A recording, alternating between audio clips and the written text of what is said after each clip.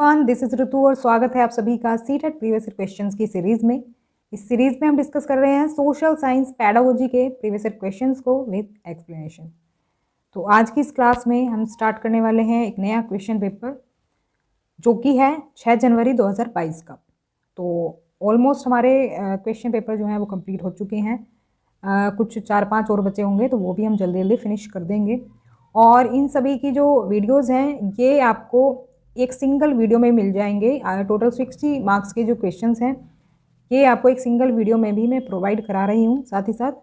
तो आप वो प्लेलिस्ट में जाकर के देख सकते हैं CTET SST previous year questions. उसमें आपको डेट वाइज भी ये मिल जाएंगे और इस तरह से विद एक्सप्लेनेशन के साथ 10 क्वेश्चंस भी आपको मिल जाएंगे। तो आपका जैसा मन हो वैसे ही आप इसको पढ़ सकते हैं और इसके अलावा आप इसको मॉक टेस्ट के फॉर्म में भी कर सकते हैं।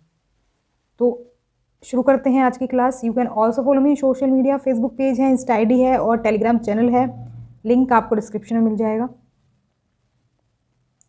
क्वेश्चन है, स्कूल में सामाजिक विज्ञान पढ़ाने का एक मुख्य लक्ष्य है। One of the main goals of teaching social sciences in school is to. देखो, सोशल साइंस पढ़ाने का क्या मकसद है स्कूल्स में, क्या मतलब मेन गोल क्या है, बच्चों को क्या वो पढ़ाना चाह रहे हैं सोशल साइंस के थ्रू, ये इसमें बताना है।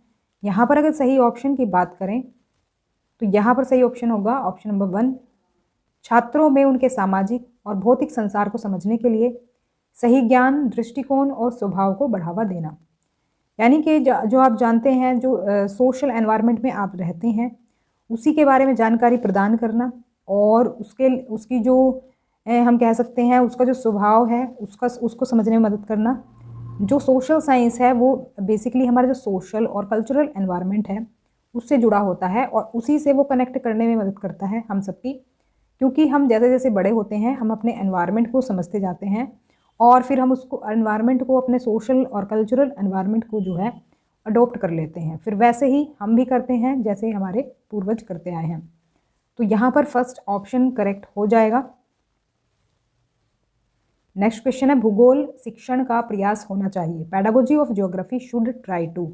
देखो, पैडागोजी का मतलब मैंने आपको बताया था कि कोई भी सब्जेक्ट की पैडागोजी की जब हम बात करते हैं तो हम बात कर रहे हैं कि वो सब्जेक्ट में आपको उस सब्जेक्ट को पढ़ाना कैसे है बच्चों को, ये बताया जाता है।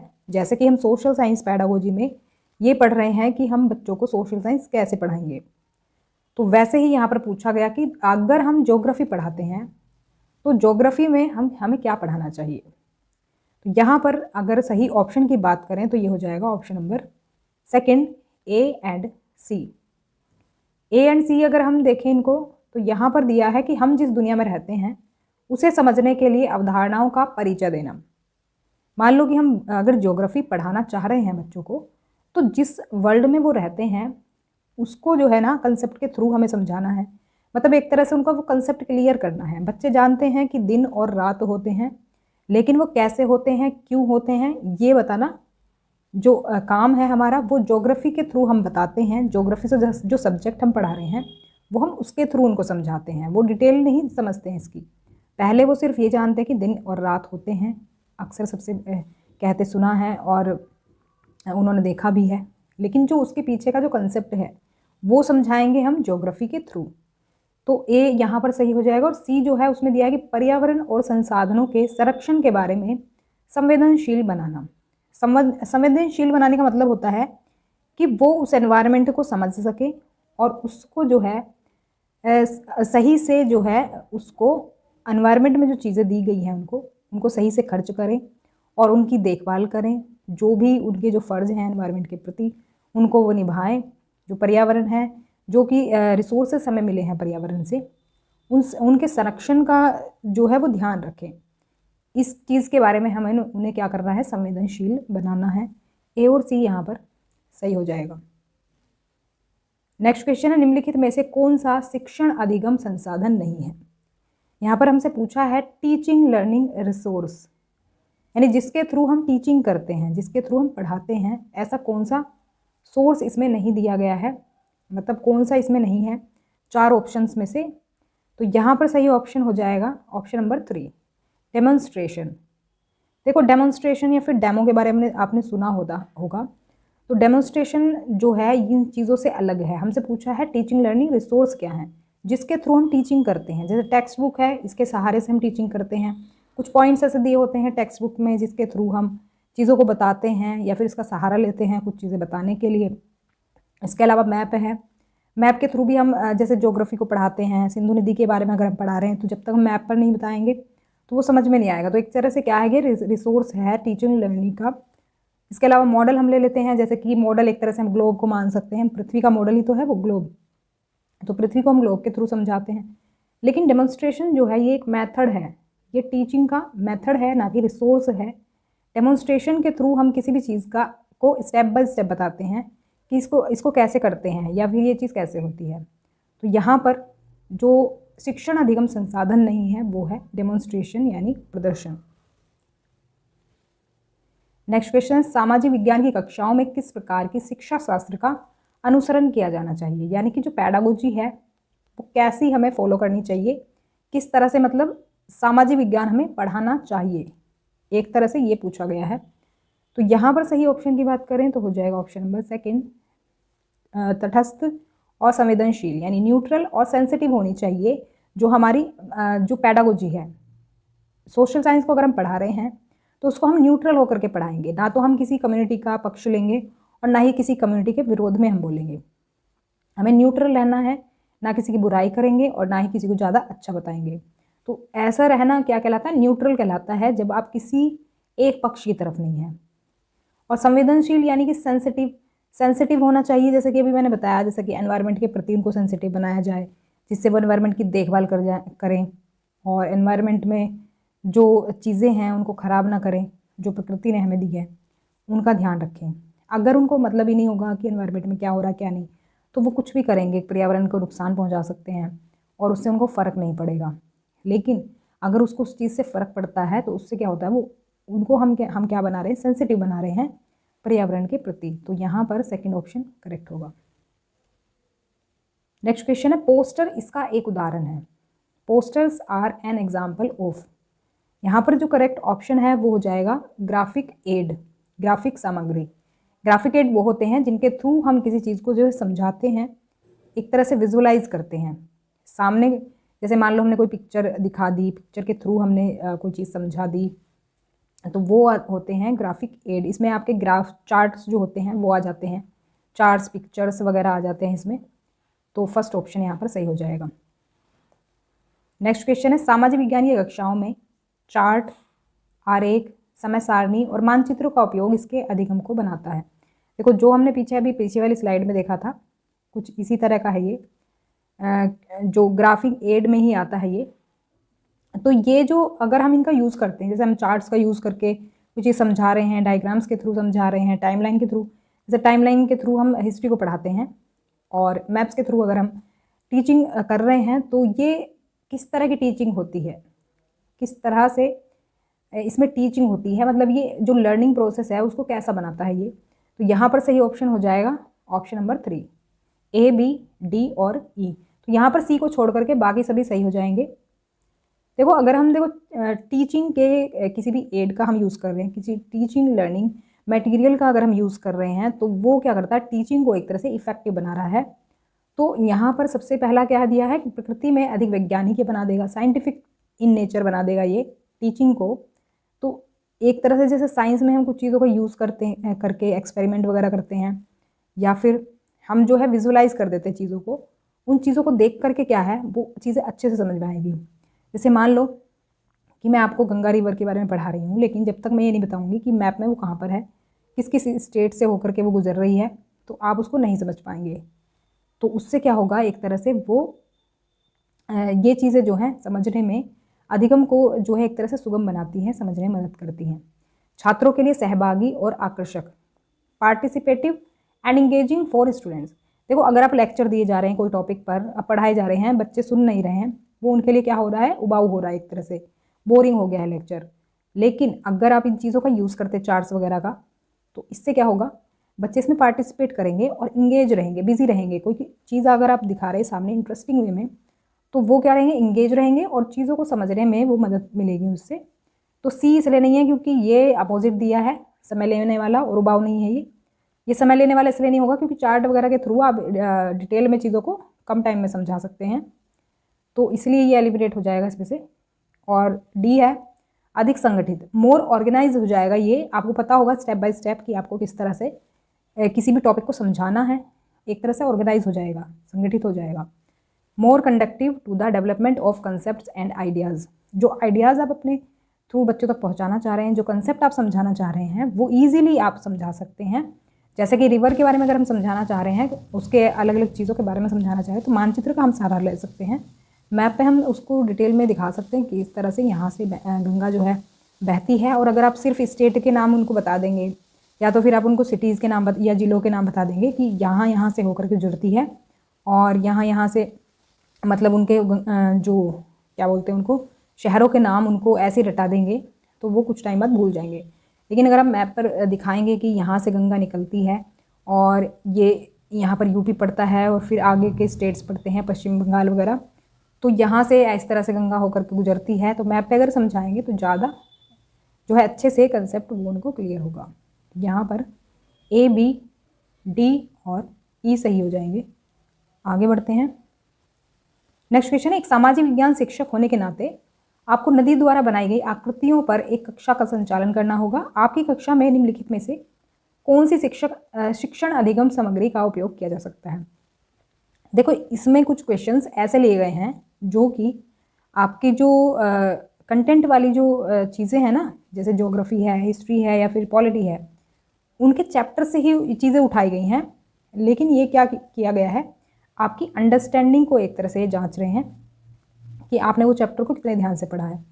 तो अगर आपने नदी द्वारा बनाई गई आकृतियों के बारे में पढ़ा होगा चैप्टर, जो कि ज्योग्राफी में दिया गया है कि नदियों से कौन कौन से जो फीचर्स हैं उनका निर्माण होता है, किस तरह से नदी जो है चाप झील बनाती है और फ्लड प्लेन का निर्माण होता है, कई सारी आकृतियाँ बनाती है नदी, विसर्प का निर्माण करती है, तो कई सारी आकृतियाँ जो ये बनाती है उसके बारे में अगर आप जानते होंगे तो इसको क्वेश्चन को आप अच्छे से समझ पाएंगे और इसका आंसर भी कर पाएंगे। तो अगर आप नदी द्वारा बनाई गई आकृतियों पर क्लास में पढ़ाना चाह रहे हैं तो आप इसमें से किस शिक्षण अधिगम सामग्री का उपयोग कर सकते हैं, मतलब किस तरह से आप उन चीज़ों को समझा सकते हैं। तो यहाँ पर जो सही ऑप्शन होगा वो जाएगा ऑप्शन नंबर 3, बाढ़ के मैदान की सैटेलाइट तस्वीर। देखो एक जो आकृति होती है नदी द्वारा बनाई गई वो होती है फ्लड प्लेन। फ्लड प्लेन की मैं बात करूं तो फ्लड प्लेन वो वाला एरिया होता है जहां पर जब नदी में जल स्तर बढ़ता है तो वहां तक ये पानी फैल जाता है, मतलब वहां तक पानी भर जाता है।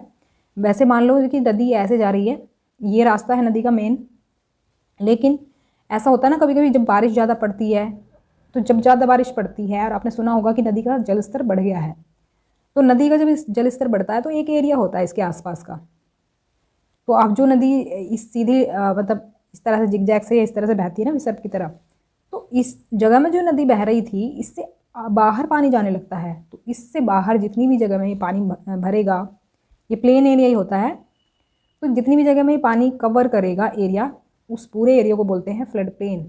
तो अब इस फ्लड प्लेन का जो इमेज है वो कहाँ से मिलेगी, सैटेलाइट से मिलेगी। जो सैटेलाइट घूमती रहती है ना पृथ्वी के चारों ओर, उनसे ये पिक्चर्स हमें मिलती हैं, क्योंकि कोई क्लिक करने तो जाएगा नहीं पिक्चर, सैटेलाइट के थ्रू ये मिलती हैं पिक्चर्स। तो यहाँ से अगर हम सैटेलाइट से इमेज देखेंगे तो ये हमें क्लियर दिख जाएगा कि जो नदी है वो कितने एरिया में है और जो फ्लड प्लेन है वो कितने एरिया में फैला हुआ है। क्योंकि जब जहाँ पर ये पानी फैलेगा वहाँ पर कुछ और तो टिकेगा नहीं, सारी चीज़ें बाहर ले जाएगी नदी। तो सैटेलाइट की तस्वीर से हम इसको अच्छे से समझा सकते हैं। फ्लड प्लेन के अलावा भी और भी आकृतियाँ हैं जो नदी बनाती हैं। आप चाहें इनको डिटेल में पढ़ना तो ज्योग्राफी का वो चैप्टर आप पढ़ लेना जो जिसमें कि नदी द्वारा बनाई गई आकृतियों पर हमने चर्चा की थी। मैंने भी ये चैप्टर कराया हुआ है, अभी चैप्टर का नाम मुझे ध्यान नहीं है, आप देख लेना, ज्योग्राफी में आपको मिल जाएगा। नेक्स्ट क्वेश्चन है, समाज विज्ञान की एक शिक्षिका अपनी कक्षा में पांडुलिपि विषय पर चर्चा कर रही है। पांडुलिपि यानी मैन्युस्क्रिप्ट। निम्नलिखित में से कौन सा शब्द इस विषय पर उनकी चर्चा का हिस्सा हो सकता है। जब हमें मैन्युस्क्रिप्ट पढ़ानी है तो मैन्युस्क्रिप्ट के बारे में हम सारी चीज़ें बताएंगे कि क्या क्या चीज़ें जो है मैन्युस्क्रिप्ट में होती थी, या फिर किस चीज़ पर जो है ये पांडुलिपियाँ लिखी जाती थी, ये सब चीज़ें जो है हम उसमें बताएंगे। तो इसके लिए जो सही ऑप्शन रहेगा वो सेकंड ऑप्शन होगा, ए, बी और सी। खाते और कर जो पांडुलिपियाँ होती थी, एक तरह से हम क्या क्या डिटेल इसमें रखते थे, अकाउंट्स की जानकारी हम इसमें रखते थे। अब देखो आज के टाइम में तो क्या है, हमारे पास कॉपीज़ हैं, डायरीज़ हैं, फाइल्स हैं जिसमें हम ये अकाउंट्स की डिटेल्स रखते हैं, टैक्स की डिटेल्स रखते हैं। लेकिन उस टाइम पर क्या था, ये मैन्युस्क्रिप्ट्स ही थी जिसमें कि ये डिटेल्स सारी रखी जाती थी। ऐसे ही लेटर्स भी हम इसमें ले सकते हैं, क्योंकि लेटर्स जो लिखे जाते थे वो इसमें ही लिखे जाते थे। टीचिंग्स ऑफ सेंट्स, जो संतों की जो शिक्षाएं होती थी, जो वो उपदेश दिया करते थे, वो भी इसमें ही होती थी। देखो, क्योंकि आप ये मान के चलो, जिस तरह से आज के टाइम में कागज़ है, या फिर आज तो कंप्यूटर भी हो गया, डिजिटल भी आप डेटा को सेव करके रख लेते हो, लेकिन उस टाइम पर सिर्फ एक ही रिसोर्स था, ये मैन्युस्क्रिप्ट, सबसे पुराने टाइम में। उसके बाद तो कई सारी चीज़ें आ गई थी जिनके थ्रू जो है ये संदेश वगैरह लिखे जाते थे या रखे जाते थे। और आर्काइव जहाँ पर ये रखे जाते थे मैन्युस्क्रिप्ट्स, इसके बारे में हम बताएंगे। तो यहाँ पर ये 3 ऑप्शन सही हो जाएंगे। एक है ये 4th ऑप्शन, ट्रेबियत। ट्रेबियत जो है ये मैन्युस्क्रिप्ट से रिलेटेड नहीं है, बल्कि ये आर्किटेक्चर का एक पार्ट है, तो इसलिए ये 4th नहीं होगा यहाँ पर। नेक्स्ट क्वेश्चन, समाज विज्ञान की कक्षा में निम्नलिखित प्रश्न पूछे जाते हैं। चुनें कि इनमें से कौन आलोचनात्मक सोच के लिए अधिक गुंजाइश प्रदान करता है, यानी कि जिससे जो है क्रिटिकल थिंकिंग डेवलप होगी। ऐसा कौन सा क्वेश्चन है इसमें? यहाँ पर सही क्वेश्चन की बात करें अगर हम, तो ये हो जाएगा option number 3। Only A and C are correct. A और सी क्यों करेक्ट हैं? देखो, ए में दिया है कि पशु महामारी जो है रिंडरपेस्ट नाम की एक पशु महामारी है, इसने कई अफ्रीकी देशों को कंगाल बना दिया। इसकी जांच करनी है, मतलब इसके बारे में जो है हमारी सारी डिटेल हमें जुटानी है।